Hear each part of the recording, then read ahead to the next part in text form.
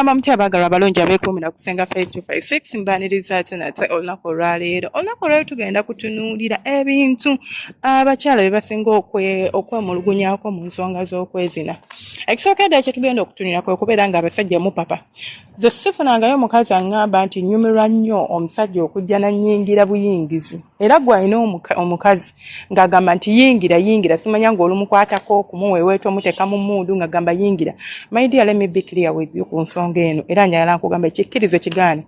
Omuntu oyo akugamba ensonga eyo aba ayagala just omupimpine biggwe. Tanyumirwa kwepimpinaakomu.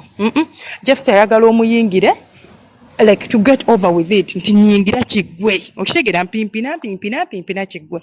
Naye abakyala abasinga baagala nnyo okubategeka. Teri muntu anyumirwa kuyingira mu manayi nga tennaba kweta, tennaba kuwanvuwa, tennaba ku expandinga, tennaba kwetegekera. Mbagamba nga wano bulijjo nti emmana yeetegekera omukira nebeera ng'ekwaniriza kugamba n'ogenda okugiyingira nga yonna ensanyufu naye okuyingira mu mana nga yonna efufunyadde yonna tennaba olinga omukyala amukwata obukwasi generally. Omanyi omuntu ng'omukwata nti omuyingiza force unansonyiwa about that wind ndi wabweru ntambula muko. So omuntu osobola okubeera omanyi omuntu okubeera ng'omuyingira naye nga olinga akwata omukwate bwe kityo bwe kifiiringa nti onkwata bukwasi oyingiza force kubanga mba sitobye emmana bw'eba etobye ogiyingira buyingizi ng'ogiseerera mu buseerezi kitegeeza tegenda kubanga ennuma genda binyumirwa by'okola. Naye abasajja abasinga omukazi ogwira mugwire kati abakazi abamu either yatuuka n'abeera nga yayonooneka kankitwale bwe ntyo nti ye n'ebyomukwatako takyabyagala kubanga alaba omumalira budde either tomanyi we bakikola bw'oba omukwata tomukwata bulungi tatyo tenyuma. Nze nabagamba mulekerawo okweweeta abakazi ng'olinga musiiga ebizigo. Omukazi omuweeweeta ng'olinga asuna ennanga ekintu ky'oyagala omuweeweeta mpola emikono tugitambuza tya ku mubiri omuntu n'abeera ng'akufiringa nga it's a bit ticklish but enjoyable. Kimuwa pleasure, kimuyamba okubeera nga asobola okubeera nga yeegomba oba nga ayagala okumuweeweeta. Naye buli bw'omuweeweeta nga by'omuweeta tebinyuma kyovula abaagala nnyo okuskippinga paati eyo.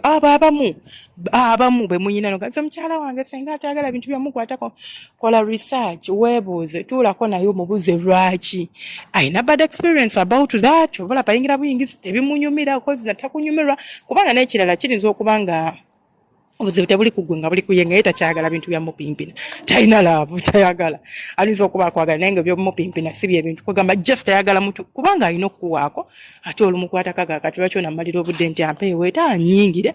Let's just get over with it. Mpimpina kiggwe ekyabakyala tebakyagala okitegeera. Then namba 2 kwe kubeera nga ate kati mugenda na mujja wane wasenga face oba yonna gye mba mugenzi gye mba musomi ne bababuulira ku nsonga z'omukyala muweeweete mukube ku lugalo weeweeta ku musino wakwatirira ku nfuli kati n'olyoka ojja straight n'ogamba bagambye omusino ogumuyimya ne bagamba enfuli bw'ozikwatako n'ozizannyisa n'ozikasikayo bati omukyala akyamuka.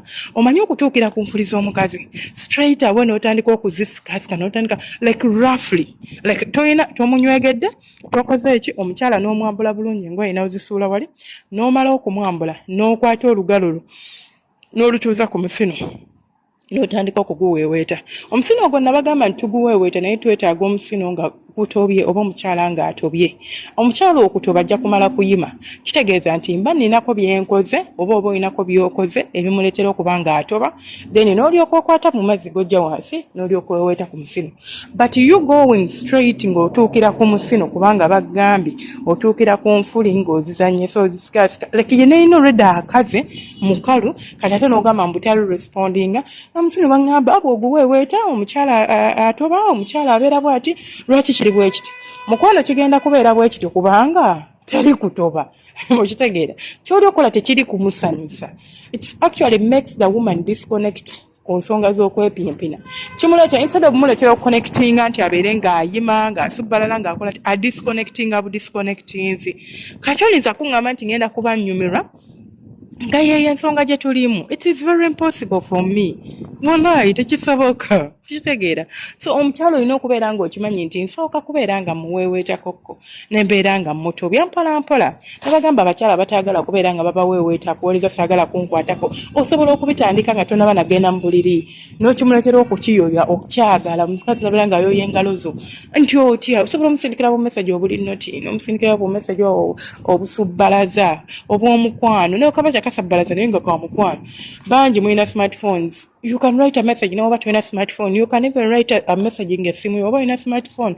So boloko kuba akafaananyi akali sexy no kamusindikira nawe nakatunya naseka nga katuba una ali kuchi. Namusindikira ka message. Even if it's a short message, I love you. Missing omubiri gwo. Missing engalo zo. Mpije njala kutambulako nawe ngukwata mu ngalo bichi and you mean them. You have to be meaning them.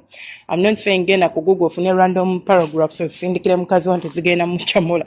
Zija muchamula kubanga naye ajja kuyita yazi so I do think nti kyandibadde genuine kyowulira nawe kiba kirimu nnyukuta 3 oba 4 write it down okimusindikire omukyala obeera omusubbalaza nga tonaba namukwatako nti ogenda okudda ewaka nga ebyomunywegera tagenda kwesamba okitegeera Then batuva ku kyokuba nti mupapa okugenda ku nsonga ate bannange akagundi omusino ogwo gwolaba guluma omusajja okutuuka nga atandika sikasika nfulizo azikwata azizanyisa azize n'azizeeri nga nkalu biruma nga tonnaba kuyima wano bw'oba oyimye buli bwazikwatako owulira nga wano omusino we bakukwatako nga wabadde wasubbaladde edda owulira nga kikola amakulu naye okubeera nga gwatuukiddeko n'atandika okubeera nga agukuuta agukola biki yes omusino mulungi okuzanyisa aguyimye agukola biki but we have to be sure is this the right time okubeera nga ngukwatako si kubeera nga ngutuukirako ekirala kubeera nga muli rough abasajja abasinga mufokasinga nnyo ku bintu ebiri rough mulowooza nti bye birimu omukazi like bye bisanyusa abakyala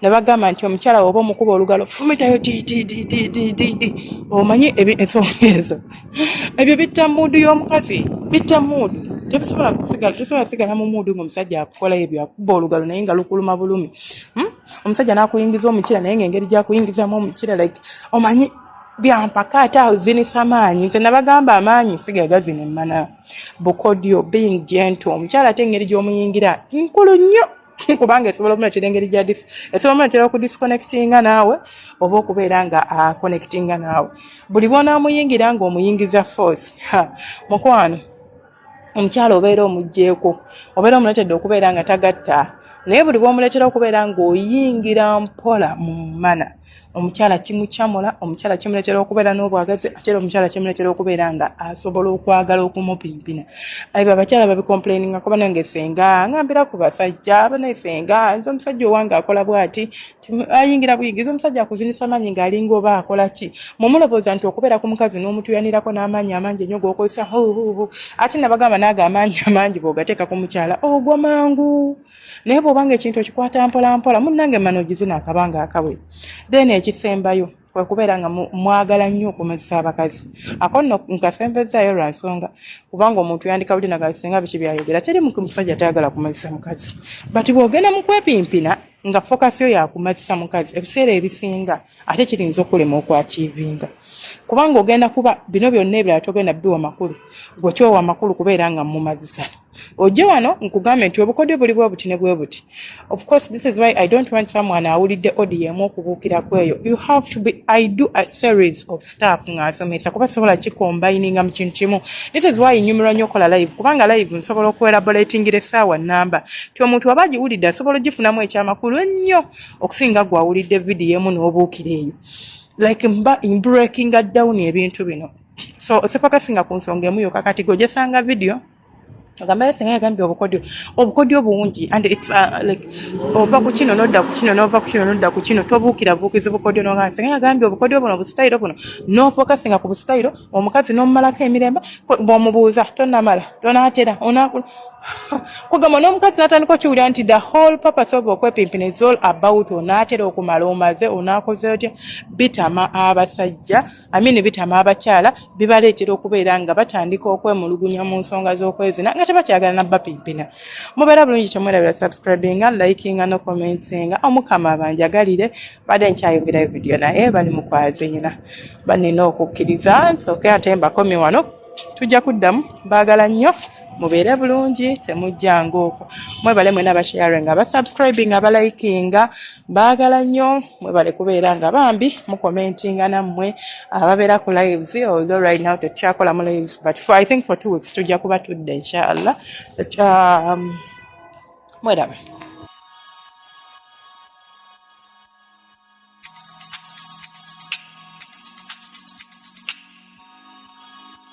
Yeah, yeah.